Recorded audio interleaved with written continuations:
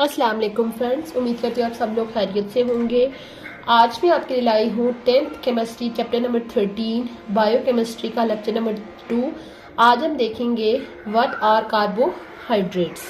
जैसे कि आप इसके अगर नाम को ही देखें कार्बोहाइड्रेट्स, कार्बोहाइड्रेट्स की अगर हम मीनिंग देखें तो इसके क्या मीनिंग बनेंगे, हाइड्रेट ऑफ कार्बन, यानी कि carbohydrate mean hydrate of carbon, यानी कार्बन के हाइड्रेट्स ऑफ कार्बन। तो अगर हम इसका जो जनरल फार्मूला है, इसका अगर हम जनरल फार्मूला देखें तो ये होता है CxH2OY। इसके फार्मूला से अगर हम देखें, इसके फार्मूला को अगर आप गौर से देखें, ये देखें CX यानी कि CX जो है वो different number of carbon atom को शो कर रहा है और Y जो है वो शो कर रहा है हमारे पास different number of water molecule हो सकते हैं। यानी इसके फार्मूला को अगर आप गौर से देखें जनरल फार्मूला को, तो इसके जनरल फार्मूला से हमें क्या इंफॉर्मेशन मिल रही है कि यहाँ यानी कि ये जो कार्बोहाइड्रेट्स होते हैं इनमें जो कार्बन है वो किसके साथ अटैच है, वाटर मॉलिक्यूल के साथ जो है वो अटैच होगा इस क्लास के अंदर। ठीक है, इसी वजह से इस ये जो ओवरऑल क्लास है इसको क्या बोला जाता है, हाइड्रेट ऑफ कार्बन, कार्बन के हाइड्रेट क्लास के कुछ एग्जांपल्स अगर हम डिस्कस करें जो कि आगे हम इनके बारे में पढ़ेंगे। स्टार्च हो गई, उसके बाद शुगर, कॉटन, वुड, ये चीजें आपने अपनी डेली लाइफ के अंदर सुनी होंगी। ये सारी जो है वो कार्बोहाइड्रेट्स के अंदर आती हैं। उसके अलावा ये जो कार्बोहाइड्रेट्स होते हैं इनको अगर हम देखें, इनके अंदर कौन कौन से फंक्शनल ग्रुप जो है वो प्रेजेंट होते हैं।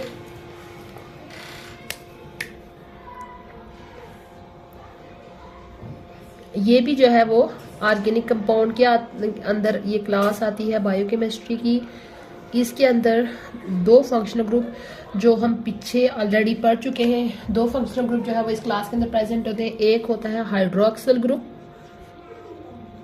हाइड्रोक्सल ग्रुप यानी OH ग्रुप, जो कि अल्कोहल क्लास के अंदर प्रेजेंट होता है। उसके अलावा इसके अंदर जो है वो दूसरा ग्रुप होता है कार्बोनाइल ग्रुप। दूसरा ग्रुप जो प्रेजेंट होगा कार्बोनाइल ग्रुप होगा।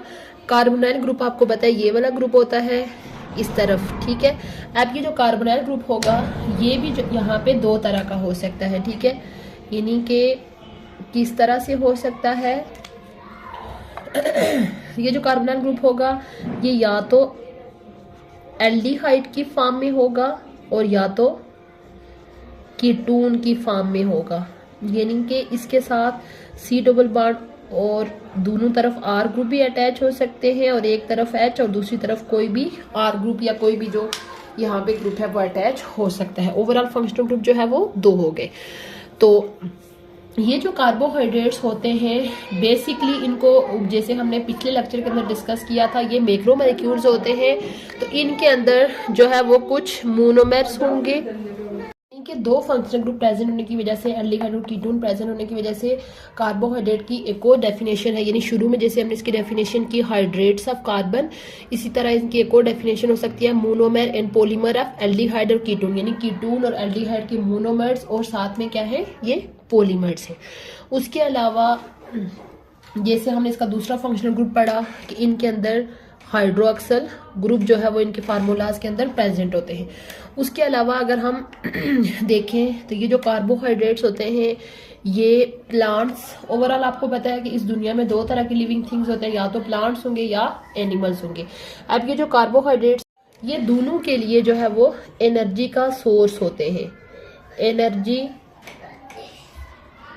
Source for carbohydrates, energy source for plants and animals. ये प्लांट्स का भी सोर्स है और साथ में एनिमल्स का भी जो है ये एनर्जी सोर्स होते हैं। आगे हम डिस्कस करेंगे कि प्लांट्स के अंदर कौन से कार्बोहाइड्रेट प्रेजेंट होते हैं और एनिमल्स के अंदर कौन से कार्बोहाइड्रेट प्रेजेंट। और एक और चीज़, अगर एल्डिहाइड ग्रुप प्रेजेंट है तो उन कार्बोहाइड्रेट की क्लास को बोलते हैं एल्डोसिस, और अगर कीटोनिक ग्रुप प्रेजेंट है तो उसको बोलते हैं कीटोसिस। तो अगर हम इसकी क्लासिफिकेशन की बात करें तो कार्बोहाइड्रेट की क्लासिफिकेशन किस बेस पे की जाती है, on the base of hydrolysis. किस बेस पे?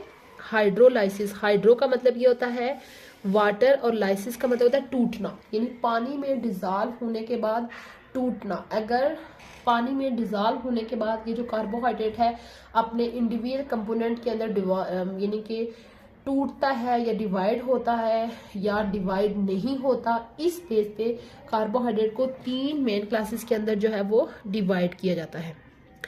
पहली क्लास होती है मोनोसैकेराइड्स,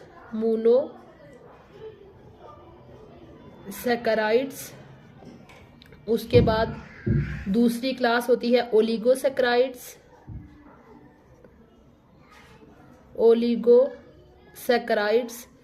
और तीसरी क्लास है पॉलीसैकेराइड्स, पॉलीसैकेराइड। और ये क्लासिफिकेशन जो है वो किस बेस पे की गई है? On the base of hydrolysis.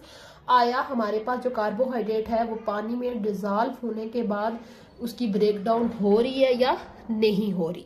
ये था हमारा आज का लेक्चर जिसमें हमने कार्बोहाइड्रेट का इंट्रोडक्शन देखा। हम इस लेक्चर को दोबारा सम अप कर लेते हैं।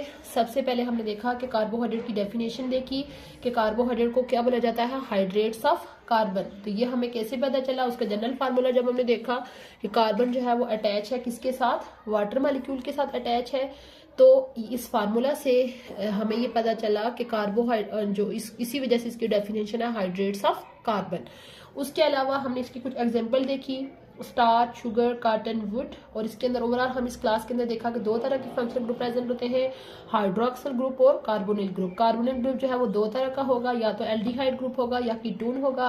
अगर एल्डिहाइड ग्रुप प्रेजेंट है तो उनको एल्डोजिस बोलेंगे, और अगर कीटोन ग्रुप प्रेजेंट है तो कीटोजिस बोलेंगे।